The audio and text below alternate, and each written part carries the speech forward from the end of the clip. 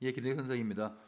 수특 갈래복합 적용학습 두 번째 나와 있는 사설시조 하나하고 고전 소설을 같이 하나 보도록 하겠습니다. 사설시조는 아마도 여러 번 본 적이 있을 거예요. 그리고 두 번째 나오는 사치남전기 같은 경우에도 지금 이 교재 속에 수록되어 있는 지문은 아니라고 하더라도 그 전체 맥락들은 아마 2학년 문학을 배우는 과정에서 한 번씩은 봤지 않을까 싶고요. 사시남전기가 2011년도인가요? 잘 기억이 안 나는데 그때쯤 아마 수능에 한번 출제된 적이 있을 겁니다. 한 10년 정도 지났으니까 뭐 또 나온다고 해도 이상하진 않겠죠. 자, 우선 그러면 첫 번째 나와 있는 글의 해제부터 먼저 확인하고요. 문제로 가겠습니다. 자, 이 작품은 삼안 또는 삼한으로 알려진 조선 후기 사람들의 진솔한 감정을 노래한 사설시조이다. 당연히 장르는 사설시조이고요. 임과의 이별로 인한 비롯된 심정을 죽음의 위기에 빠진 까투리와 도사공의 마음에 비교하여 표현 방식 하나 나왔죠. 비교하여서 나타낸 발상과 표현이 돋보이는 작품이다. 주제 의식과 표현을 아울러 사설시조의 일반적 성격과 특징이 잘 드러나 있으며 다소 과장되게 나열되는 거듭된 시련 표현 방식도 과장법이 쓰이는 모양입니다. 거듭되는 시련은 해학적 표현 속에서 또 하나 나오죠. 해학적인 표현 속에서 깃든 슬픔의 크기가 어떠한가를 짐작하게 한다. 뭐 글 내용을 읽어보시면 금방 이해하실 거고요. 표현 방식이 훨씬 더 중요해 보이는 그런 글이네요. 자, 두 번째는 사시남전기입니다. 조선 숙종 때인 17세기 후반 김만중에 의해 창작된 고전 소설로 처첩 갈등을 본격적으로 다룬 가정 소설이다. 자, 그래 성격 가정 소설이다. 국문 한문으로 된 필사본에 할자본에 이르기까지 많은 이본이 전하지만 내용상으로 큰 차이가 없다. 작품에서 벌어지는 여러 사건이 당대의 인현 왕후 폐위를 둘러싼 희빈 장씨 사건과 유사해서 창작 동기가 많은 논란을 일으키기도 하였다. 그 김만중이라는 분이 숙종이 인현왕후를 폐위시키고 장희빈을 들이죠, 그죠? 그 사건에 대해서 신하로서 간언하기 위해서 올바른 말을 하기 위해서 이 소설을 비유적으로 썼다라고 얘기하기도 하거든요. 그렇게 본다면 이 글의 성격은 다시 임금한테 뭔가 올바른 말을 돌려서 하는 거 풍간 소설로서의 성격도 가지고 있다라고 볼 수가 있겠죠. 자, 당시 사대부들의 유가적 이념 세계와 현실을 치밀한 구성과 전아한 문체, 뭐 우아하다는 말인 것 같아요. 전아한 문체에 녹여 사실적으로 그려냈으며 착한 사람은 복을 받고 악한 사람은 재앙을 받게 된다는 복선하음. 자, 한자를 보시면 뭐 인가응보나 아니면 건선징악이랑 비슷한 말인 것 같죠. 복선하음의 결말로 인해서 사대부들로부터 큰 호응을 얻었음은 물론 넓은 독자층에게 두루 향유되었다. 그리고 이 글 속에는 당시 사대부들이 지향했던 어떤 가치관들이 포함되어 있다는 말인 것 같고요. 자, 마저 보시면 한편 처첩 갈등형 가정 소설의 중요한 토대를 이루는 작품이라는 점에서 국문학사적 의의도 매우 큰 작품이다. 제시된 부분은 사씨가 유씨 집안에서 쫓겨나는 장면으로 억울함을 참아내고 남편의 처분에 따르는 사씨의 모습은 유교적 가부장제에서 사씨의 부덕을 잘 보여주며 현재 관점에서는 가부장제 사회에서 살아가는 여성의 비참한 삶을 살필 수가 있게 해준다. 그러니까 이 글 속에는 처음부터 마지막까지 유교적 가부장제가 기본적인 어떤 배경이 된다는 것이고 그 속에서 고통받는 사씨의 모습이 드러났다는 거죠. 자, 그러면 첫 번째 지문부터 읽어 나가면서 필요한 설명하겠습니다. 자, 보시죠. 나무도 바윗돌도 없는 산에, 자, 숨을 곳이 없습니다. 나무도 없고 바윗돌도 없는 산에 매한테 쫓기고 있는 까투리, 꿩이죠, 꿩. 꿩의 속마음 아니니까 속마음을 얘기합니다. 이제 곧 죽게 생겼죠. 다급함을 얘기하는 거죠. 매우 다급한 깍두리의 속마음과 자, 그 다음 중장이 되게 긴데요. 의미상을 잘 끊어서 보시면 별로 어렵지 않습니다. 자, 볼게요. 대천 바다 한가운데 일천석 실은 배에 하나 끊어보시죠. 대천 넓은 바다 한가운데 일천석이니까 짐을 많이 실은 겁니다. 다시 하면 넓은 바다 한가운데 짐을 많이 실은 배에 노도 잃어버리고 닷도 잃어버리고 용총도 끊어지고 돛대도 꺾어지고 키도 빠지고까지 나눠보시죠. 이 상황에서 배가 지금 고장이 난 겁니다. 여기 나오는 뭐 용총이 뭐다 하나는 알 필요 없고요. 배가 지금 고장난 상황을 얘기하고 있구나 이해하시면 것 같아요. 자, 바람 불어 물결치고 안개 뒤섞여 잦아진 날에 자, 이 상황에서 날씨까지도 좋지 못한 거죠. 갈 길은 천리말이 남았는데 사면이 거먹어둑 저물어 천지정막 사나운 파도 치는데 자, 이 상황에서 이제 밤까지 됐어요. 날씨까지 좋지 않은데 밤이 됐고 이 상황에서 수적을 만난 수적은 해적을 얘기하는 거죠. 해적을 만난 도사공 쉽게 말해서 선장이라고 생각하시면 돼요. 도사공의 속마음과 그러면 여기 지금 읽었던 중장 같은 경우에는 여러 가지 상황들이 열거되어 있는데 점점 어려움은 심해지죠. 점층적 상황 전개를 하고 있다라고 보시면 될 것 같고요. 설마 아무리 힘들어도 이런 상황까지 이루어지기는 어렵겠죠. 그래서 과장의 방식이 사용되고 있다. 과장법. 이렇게도 볼 수가 있고 이런 사람들한테 어이없는 거니까 해악성까지 줄 수 있죠. 아까 해제에서 다 확인했던 것들입니다. 자, 그 다음에 마지막 종장으로 가죠. 사설시조가 형식상에서 초장과 중장은 얼마든지 길어질 수 있습니다. 그렇다고 하더라도 마지막 종장의 첫 부분 세 글자 쓰는 것은 사설시조라고 하더라도 형식상의 제약을 받는 부분이죠. 자, 마지막 볼게요. 엊그제 여윈 님과 이별한 하자의 지금 상황은 님과 이별했다라는 거죠. 엊그제 님과 이별한 내 아니 어떻게 견주어 보리요 설의법 쓰고 있습니다. 어떻게 비교할 수 있겠는가? 내가 훨씬 더 다급하고 내가 훨씬 더 슬프다라는 거죠. 그래서 제일 처음에 까투리가 나왔고요. 얘보다 도사공의 속마음 그 다음에 나의 속마음이죠. 그래서 비교의 방식을 쓰고 있는 겁니다.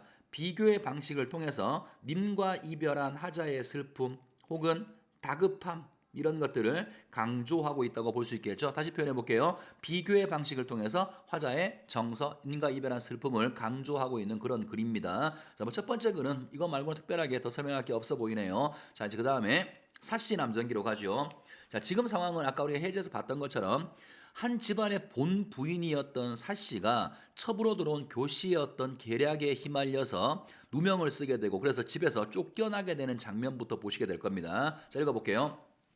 시비가 종이 사씨를 계단 아래 이끌고 가서 사당 앞에서 아마 집을 떠나게 되니까 조상들 앞에서 뭐 제사를 지내면서 인사를 하는 모양입니다. 사당 앞에서 사배토록 했다. 절을 하도록 했다.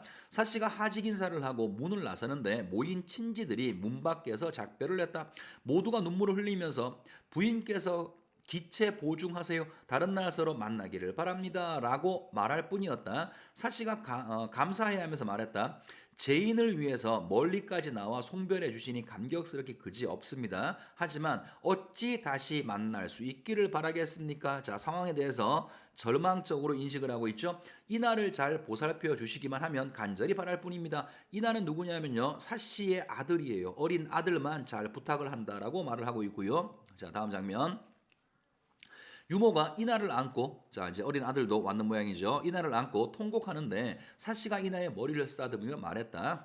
행여라도 내 생각하지 말고 새 어머니를 잘 섬겨라. 여기 새 어머니는 자신을 쫓아내고 있는 교씨를 가리키는 말입니다.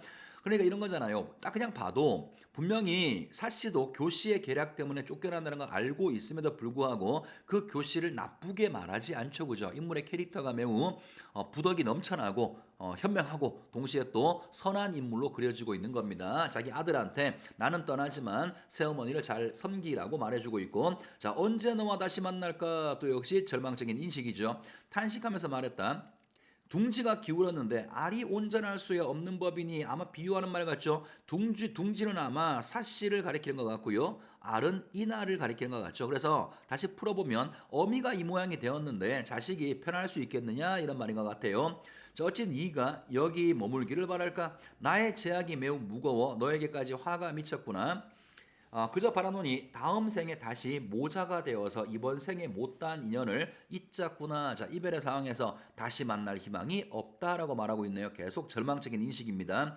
흐르는 눈물이 이나의 머리에 방울져 흩어졌다. 사씨가 갑자기 눈물을 거두고 말했다. 소사께서 돌아가실 때 내가 죽지 못했고, 자, 소사가 누구냐면요, 시아버지입니다. 이 시아버지가 사씨를 매우 예뻐했었어요. 근데 지금 사씨가 기댈 수 있는 그 시아버지가 이 집안에 없는 상황인 거죠. 그래서 소사께서 돌아가실 때 내가 죽지 못했고 어머니가 돌아가실 때에도 따르지 못했는데 어찌 강보에 쌓인 어린아이에 연연하겠는가. 자, 뭔가 이제 이별하려고 의지를 다지고 있고요. 이나를 건네주고는 가마를 타고 떠났다. 이나가 크게 울부짖었다. 어머님을 따라갈 테야. 사씨가 가마에서 다시 이나를 안아 젖을 먹이면서 말했다. 내가 마땅히 내일이면 올 것이니 잘 있거라. 거짓말이죠. 아들을 지금 달래고 있는 겁니다. 잘 있어. 다시 유모에게 건네고 마침내 이별하고 떠났다. 사씨는 흰 배로 얼굴을 가렸다. 아마 스스로를 죄인이라고 생각하는 것 같아요. 오직 2명의 여종만 뒤따랐으니 친정에서 데려온 유모와 차환이었다. 여자 종은 아마 차환이라고 부를 거예요. 사씨가 문을 나선 뒤에 시비들이 교씨를 옹이해서, 자 이제 그러면 여기까지는 사씨 이야기죠. 사씨가 드디어 집에서 쫓겨났습니다. 자, 그 다음에 이제 사씨가 문을 나선 뒤에 시비들이 교씨를 옹이해서 사당에 오르게 해서, 아까 사씨가 사당에 간 것은 집을 쫓겨나는 마당에 조상들한테 작별 인사하기 위해 간 거고, 지금 이 상황은 새롭게 부인이 들어왔으니까, 새롭게 본부인이 되었으니까 조상들한테 본부인이 되었다고 신고하는 그런 상황이 모양입니다. 자, 사당에 오르게 했다. 구슬과 비치로 장식한 관을 쓰고 고운 무늬를 그린 치마를 미끄니 폐옥 소리가 낭낭하게 울렸다. 모습이 매우 엄숙하고 강체가 밝게 빛나 마치 신선을 바라보는 것 같았다. 예를 마치고 여러 노비로부터 인사를 받았다. 노비들은 머리를 조아리고 백세를 외쳤다. 교씨가 명을 내렸다. 이제 내가 안살림을 맡았으니, 이제 지가 이제 본부인이 됐다는 말인 것 같죠. 내가 안살림을 맡았으니 전과는 크게 다를 것이다. 너희는 모름지기 마음을 다해서 따르고 화목하게 지내서 삼가 죄를 짓지 말도록 하여라. 삼가 명을 받들겠습니다. 몇 명의 늙은 하인이 말했다. 사씨는 여러 해 동안 이 집의 안주인이었습니다. 지금 비록 죄를 지어서 쫓겨나나 저희가 인정상 마땅히 배송해야 됐기에 감히 청하옵니다. 자, 새롭게 바뀐 주인한테 이전 주인의 작별 인사를 해도 되겠냐라고 지금 청하고 있죠. 자, 그랬더니 교씨가 뭐라고 말하냐면 교씨가 말했다. 이는 두터운 정인이 어찌 만류할 수 있겠는가. 어라? 우리 예상과는 다르죠, 그죠? 나쁜 년으로 알고 있는데 지금 종들의 부탁을 들어주고 있습니다. 자, 그랬더니 그 다음 여러 시비들이 일제히 큰 길로 따라 나서서 통곡 소리에 땅이 진동했다. 사씨가 가마를 멈추고 차환에게 말을 전했다. 죄인을 멀리까지 배웅해 주니 고맙고 고맙네. 새 부인을 힘써 섬기되 옛사람도 잊지 말아주게. 새 부인은 아마 교씨를 가리키는 것 같죠? 새롭게 들어온 부인 잘 섬기고, 옛사람은 사씨 자기 자신을 가리키는 말 같아요. 나도 잊지 말아 달라라고 당부를 하고, 원근의 사람들이 거리를 가득 메웠는데 눈물을 흘리지 않는 이가 없었다. 자, 그리고 중략됐고요. 쫓겨났죠. 가마꾼이 신성으로 향하려고 하는데, 신성이라는 동네는 친정입니다. 시댁에서 쫓겨났으니까 친정으로 가는 거죠. 그래서 가마꾼이 신성으로 가려고 하는데 사씨가 차환에게 말했다. 바로 소사의 묘로 가도록 하여라. 자, 친정으로 가지 않고요. 시아버지의 묘가 있는 동네로 갑니다. 자, 그 다음 부분. 마침내 가던 길을 바꾸었다. 조양문을 지나서 곧바로 묘에 이르니 몇 칸 되지 않는 초가집을 얻어서 머물렀다. 사방은 황량한 산이고 마을은 쓸쓸하여서 아침 저녁으로 오직 원숭이의 휘파람 소리와 새들의 울음소리만 들릴 뿐이었다. 자, 뭔가 쓸쓸한 분위기, 배경을 말해주고 있는 것 같고, 사씨 집안 소공자가 이 기별을 듣고, 자, 사씨 집안의 소공자는 누구냐면요, 사씨의 남동생을 얘기하는 겁니다. 사씨의 남동생이 자기 누나가 쫓겨났다는 말을 듣고 급히 말을 달려와서 통곡을 했다. 여인이, 자 이제 A라고 이렇게 묶여져 있죠. 그러면 분명히 글 내용 묻는 문제 나올 겁니다. 조금 더 신경을 쓰고 봐야 되겠죠. 자, 여인이 시집에서 받아두지 않으면 을에 친정으로 돌아오기에 형제가 서로 의지할 수 있게 되어서 불행 중에 다행이라고 얘기했는데, 누님이 이 빈산에 온 것은 대체 무슨 뜻입니까? 자, 친정에 돌아오지 않고 왜 여기 왔느냐 물어서, 그랬더니 사씨가 하는 말이, 내가 어찌 형제를 생각하지 않겠느냐, 또 어머님의 혼백을 모시고 싶지 않겠느냐. 아마 그러면 이 어머니는 자기의 친정 어머니 같죠?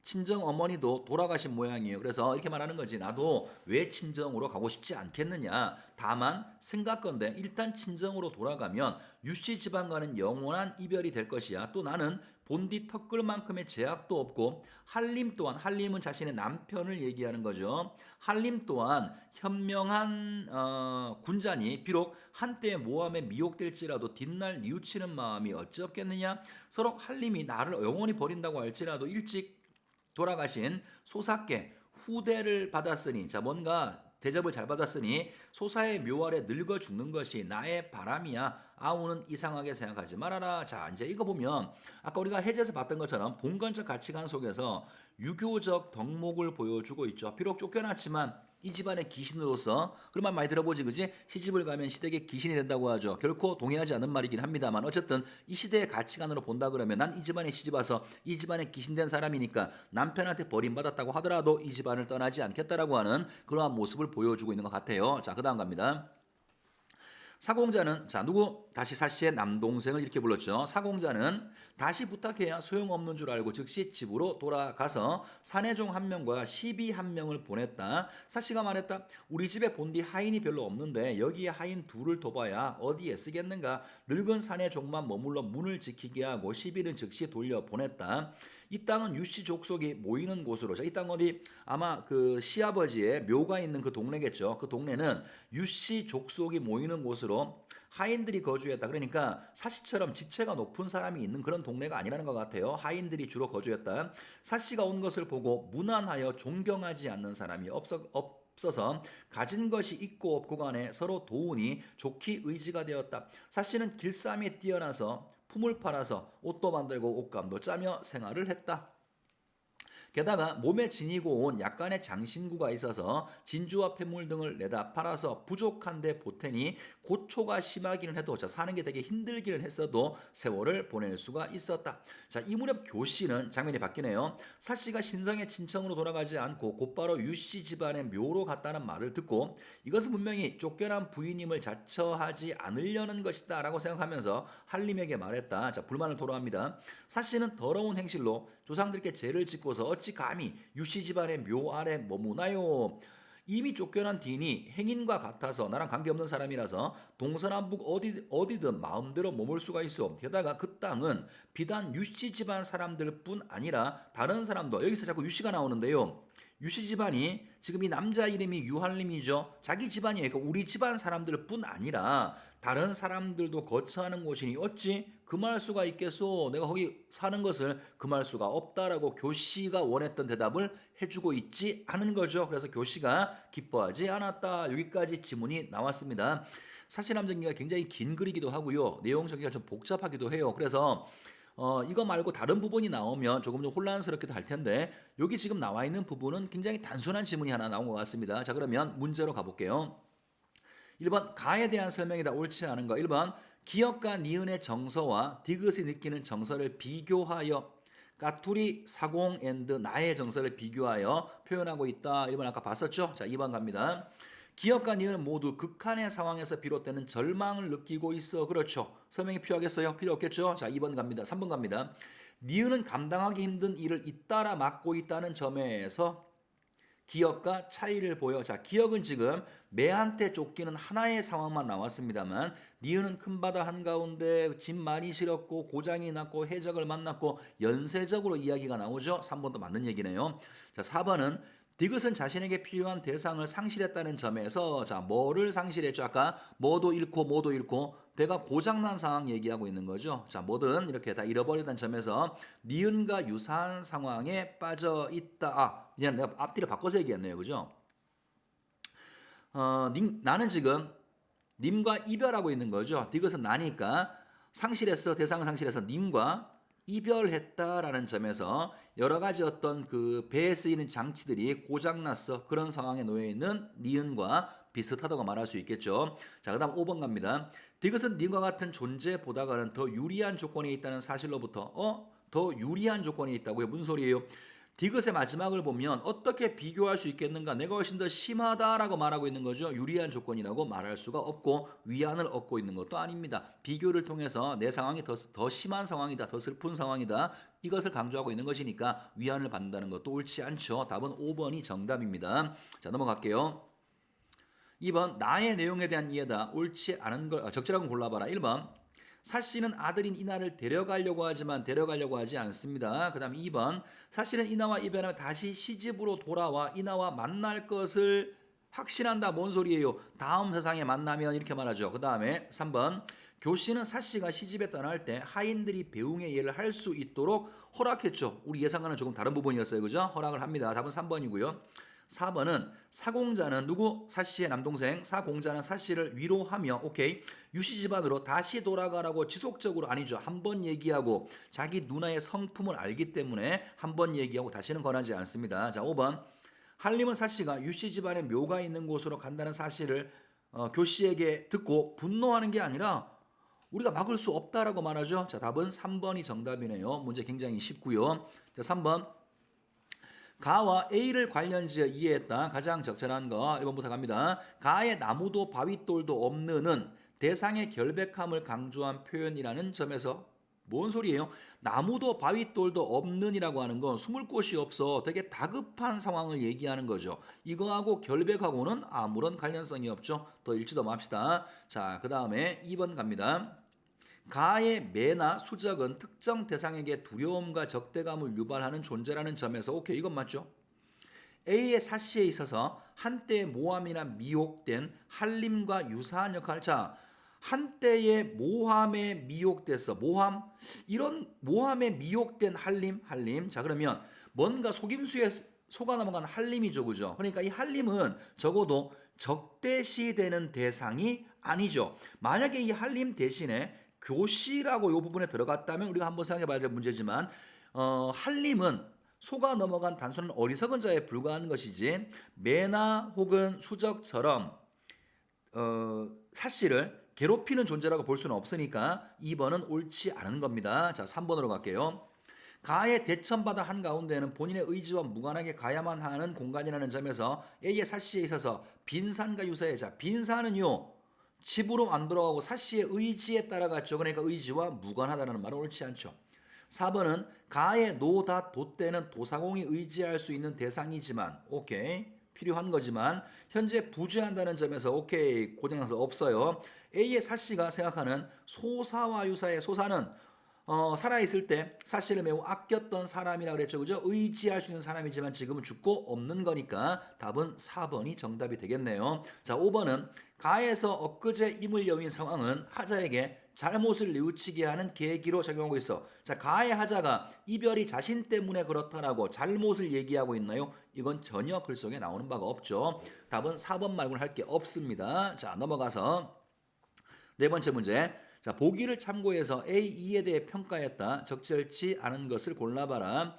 사대부들은 소설을 부정적으로 인식하면서도 사씨 남정기에 대해서는 백성의 도리를 돈독하게 하고 세교, 세상을 교육하다 이런 말이겠죠. 세상을 가르치는데 도움이 되게 할 만한 작품으로 평가하고 읽기를 권하기도 하였다. 그 이유는 소설 속 사씨의 덕행은 당시 여성들에게 본보기로서 기감이 될 만하였고 이에 사씨 남정기가 여성들의 윤리 교훈서로 다양한 가르침을 제공하는 역할을 할 수 있었기 때문이다. 자, 그럼 보기는 뭔가요? 사씨 남정기가 당대 사대부들에게 높이 평가받았던 이유가 뭔지에 대한 설명이 나와 있는 거죠. 자, 옳지 않은 거 골라볼게요.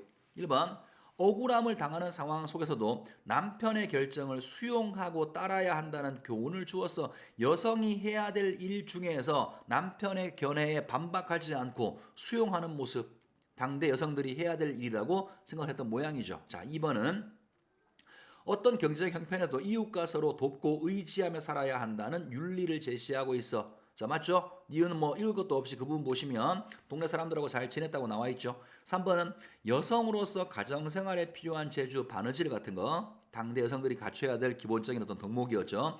재주를 갖추어 부지런히 일해야 한다. 4번은 사치를 부리는 삶에서 돌이켜 소유물을 팔아 경제적 부를 추구해. 자, 두 가지가 문제인데요.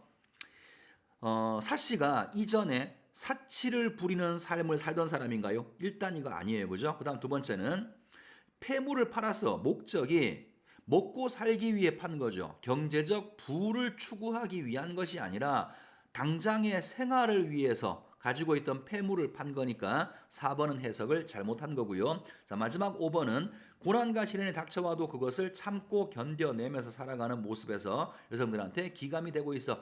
1번부터 1번, 2번, 3번, 5번은 당대 사대부들이 봉건제 사회에서 여성들한테 요구했던 어떤 윤리적인 덕목들을 보여주는 것이고 4번은 해석을 잘못했으니까 답은 4번이라고 보시면 될 것 같아요.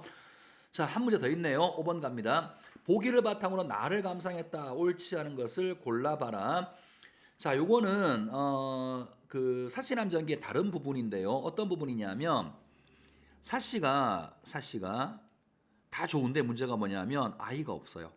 아이가 없어가지고 그 남편 유할림이가 반대함에도 불구하고 이 부인이 나서 가지고 남편의 교씨를 첩으로 들여서 이 교씨를 통해서 아들을 낳아야 된다라고 남편을 설득하는 그 장면일 겁니다. 자, 보기 볼게요. 자, 그 여자의 미모는 그 여자 교씨를 얘기하는 거예요. 그 여자의 미모는 하간 지방에서 유명합니다. 그리고 비단 부녀자들의 소임에 능할 뿐만 아니라 그러니까 얼굴만 예쁜 게 아니라 부녀자의 소임이라고 했으니까 아까 사씨가 보여줬던 여러 가지 것들이겠죠. 소임에 능할 뿐만 아닙니다. 또한 능히 책을 읽어서 예전 사람들의 행실도 본받았습니다. 고울 가운데서 반드시 아름다운 사람을 구하려고 한다면 여기서 아름다움이라 말하는 것은 외모만을 포함하는 게 아니에요. 훌륭한 여자를 구하려고 한다면 아마도 그보다 더 나은 사람은 없을 겁니다라는 작품 중 사씨의 교씨에 대한 인물평에서 보듯이 그 여자 교씨는 유연수의 첩으로 들어오기 전